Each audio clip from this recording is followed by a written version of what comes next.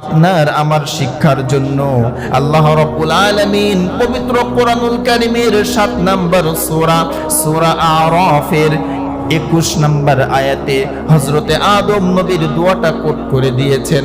হযরতে আদম আলাইহিস সালাতু ওয়াস সালাম আল্লাহর কাছে দোয়া করেছিলেন, রব্বানা যালামনা আনফুসানা ওয়া ইল্লাম তাগফির লানা ওয়া তারহামনা লানাকুনান্না মিনাল খাসিরিন।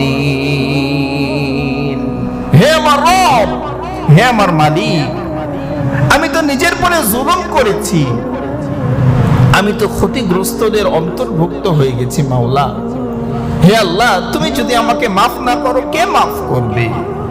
হযরত আদম আলাইহিস সালাতু ওয়াস সালাম এই দোয়া করে আল্লাহর কাছে মাফ চেয়ে নিয়েছিলেন, মাফ করিয়ে নিয়েছিলেন।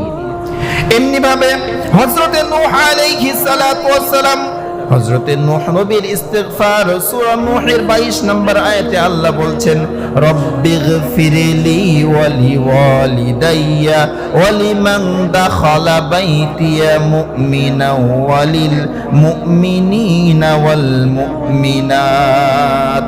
হে আমার রব, আপনি আমাকে মাফ করেন, আমার পিতা মাতাকে মাফ করেন, এবং আমার ঘরে যারা ঈমান নিয়ে প্রবেশ করেছে আপনি তাদেরকেও মাফ করে দেন। এমনি ভাবে হযরতে নূহ আলাইহিস সালাতু ওয়াস সালাম আল্লাহর কাছে তওবা করেছেন। ওনার তওবাটাও আল্লাহ আমাদের সামনে আমাদের জন্য শিক্ষণীয় করে পবিত্র কোরআনুল কারীমে আল্লাহ আমাদের জন্য কোট করে দিয়েছেন। এরপরে হযরতে মূসা আলাইহিস সালাতু ওয়াস সালাম এই ইস্তিগফার আল্লাহর কাছে ক্ষমা চেয়েছিলেন যে ভাষা বলে।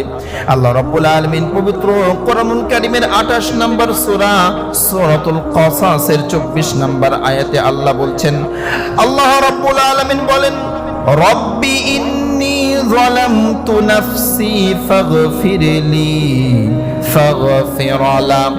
হযরতে মূসা আলাইহিস সালাতু ওয়াস সালাম আল্লাহর কাছে ধরনা ধরলেন, আল্লাহকে বললেন, আল্লাহ তুমি আমাকে মাফ করো, তুমি আমাকে মাফ করো।